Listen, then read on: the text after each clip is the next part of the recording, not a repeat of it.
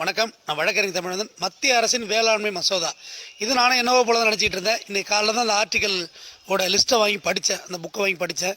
முதல் விஷயம், விவசாயிகள்கிட்ட நேரடியாக கம்பெனிகள் வந்து அக்ரிமெண்ட் போடும். இந்த ஒரு விவசாயிகிட்ட நேரடியாக கம்பெனிகள் வந்து அக்ரிமெண்ட், இத்தனை ஏக்கருக்கு அக்ரிமெண்ட் போடுவாங்க. அந்த கம்பெனி என்ன சொல்லும் அப்படின்னா, ஒரு கத்திரிக்காய், மாங்காய், வெண்டைக்காய் எதுவாக இருக்கட்டும், இந்த பொருள் இந்த சைஸில் தான் இருக்கணும், இந்த பொருள் இந்த குவாலிட்டியில் தான் இருக்கணும், இந்த பொருள் இப்படி தான் இருக்கணும் அப்படிங்கிறது அந்த அக்ரிமெண்ட்டில் இருக்கும். அது போக அந்த விவசாயம் செய்கிறது அட்வான்ஸாக ஒரு தொகை கொடுப்பாங்க. ஒரு மினிமம் தொகை உங்களுக்கு அட்வான்ஸாக வழங்கப்படும். அதை வச்சு நீங்கள் விவசாயம் பண்ணணும். விவசாயம் பண்ண முடிச்சு டேரெக்டாக அவங்களே வந்து உங்கள்கிட்ட பர்ச்சேஸ் பண்ணுவாங்க.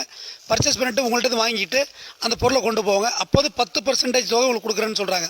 அதாவது 100 ரூபானா 10 ரூபா விவசாயிக்கு கொடுப்பாங்க. அந்த தொகைக்கு அட்வான்ஸ் மாதிரி ஒரு தொகை கொடுப்பாங்க.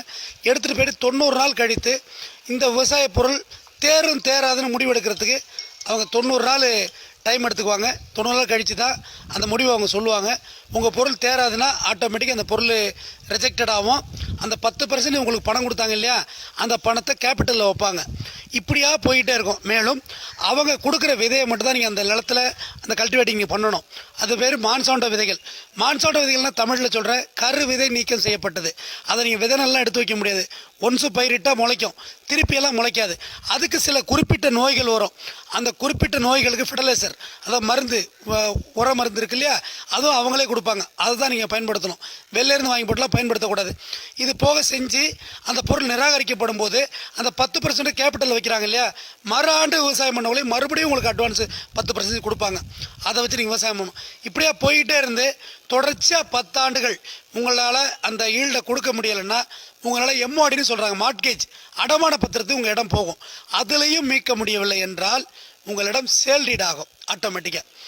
இதுதான் இந்த வேளாண்மை மசோதா சொல்கிற சிம்பிளி தாட். இது வந்து பல கட்சிகள் இதை வந்து புரிஞ்சு சொல்கிறாங்களா சொல்லாமல் இருக்காங்களா தெரியல.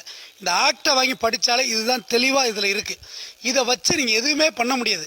டோட்டலாக இது ஒரு விதமான விவசாய அழிப்பு, நம்ம மீது நடத்தப்படும் பயோவார். இதை நிச்சயமாக 100% எந்த நாட்டிலும் பயன்படுத்த முடியாது. இதில் மிக முக்கியமான பாயிண்ட் சொல்கிறேன், இந்த சட்டத்தை எதிர்த்து நீங்கள் கோர்ட்டுக்கு போக முடியாதுன்னு ஆர்டிக்கல் சொல்லுது. நீங்கள் நீதிமன்றத்திற்கு இந்த சட்டத்தை நோக்கி போக முடியாது. மேலும் மாநில அரசு இந்த சட்டத்தை எதிர்த்து போகக்கூடாது. இப்போ உதாரணத்துக்கு தமிழ்நாட்டு முதலமைச்சர் இந்த சட்டத்தை எதிர்த்து நீதிமன்றம் போகணுன்னா கண்டிப்பாக போக முடியாது. இப்போ ஆந்திரா முதலமைச்சர் எல்லாருக்கும் இதே தான். இதுதான் அந்த ஷரத்து 13(1)(7) சொல்கிறாங்க. அதாவது பிரிமினரியில் இதை சொல்கிறாங்க. இது ரொம்ப ரொம்ப அபாயகரமான சட்டம். இது மிகப்பெரிய கார்ப்பரேட் கம்பெனிகளுக்கு உதவியாக போய்விடுங்கிறது